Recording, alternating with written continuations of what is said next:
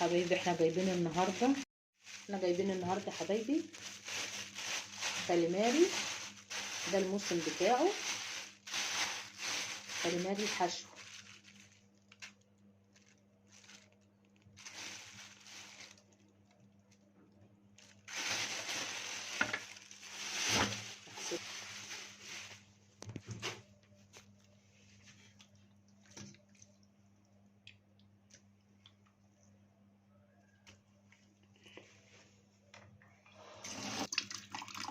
نشيل بقى الدماغ بتاعته نوبر عليه بس من جوه كل دهون.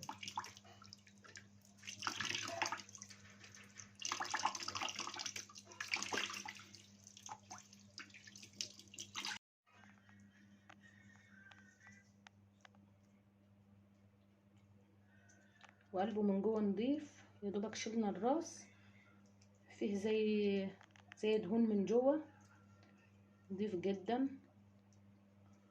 تنظيفه سهل.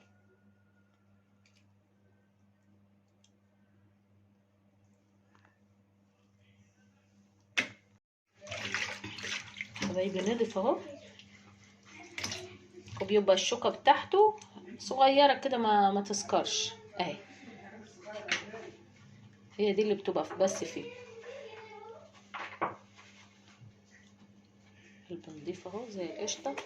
بس في حاجه حبايبي اللي يعرف يقول لي، اسكندرانيه السوايسه ده الخاتم فضه.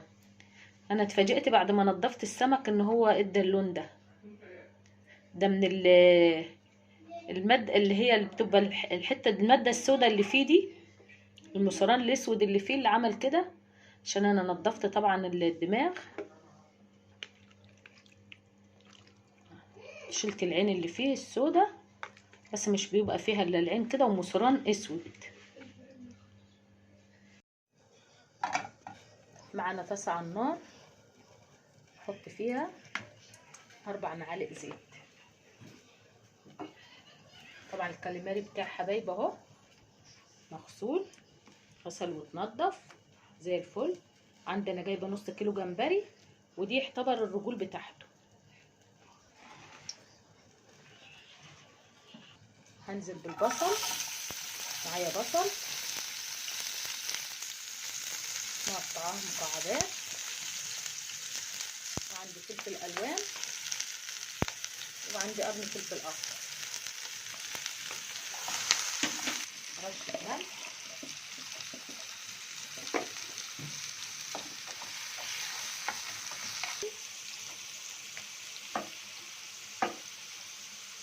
اقطع 4 حتت كده، 3 على حسب الجمبري، 3 فصوص توم،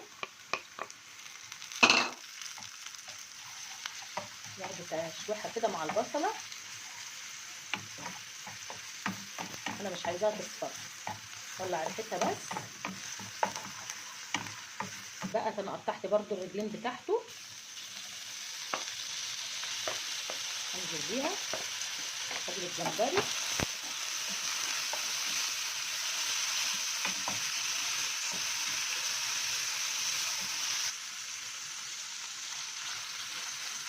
بعد ما نزلت خدت قلبتين بالرجول بتاعته، هنزل بقى بالجمبري عشان الجمبري ما بياخدش سوا.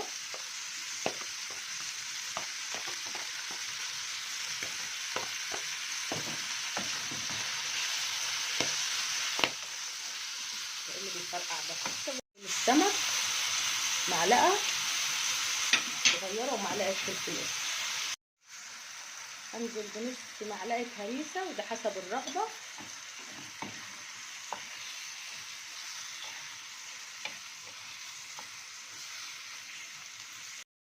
واخده اللحم بتاعها وراميه القشر، قطعه متوسطه.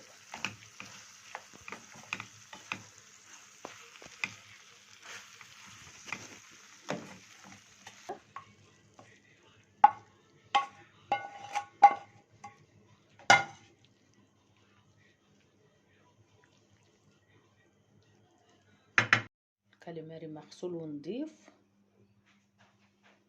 وده بقى تحكاه بليمون. هبتدي بقى تحشيه للحشوه بتاعتنا. انا كنت بحشيه فريك، احنا ما بنحبوش محشي رز، احنا بنعمله على طول محشي فريك. ليا واحده حبيبتي اسكندرانيه الله يبارك لها، هي اللي قالت لي على الطريقه دي وجربتها صراحه عجبتني، حبيت اوريها لكم.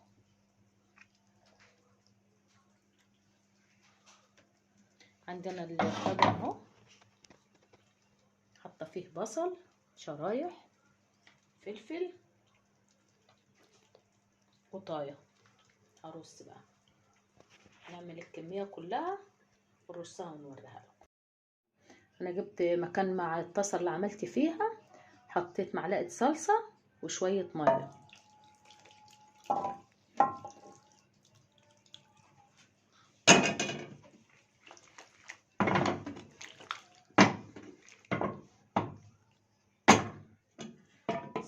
كده هندخله بقى الفرن، نلفه بقى نغطيه بالورق الفويل وندخله الفرن. انا عندي الفرن شغال من اول ما ابتديت اعمل في الخلط. بصوا يا حبايبي، بسم الله ما شاء الله، والريحه بقى. انا على فكره عصرت ليمونه بس كانت ورا الكاميرا للاسف ما صورتهاش.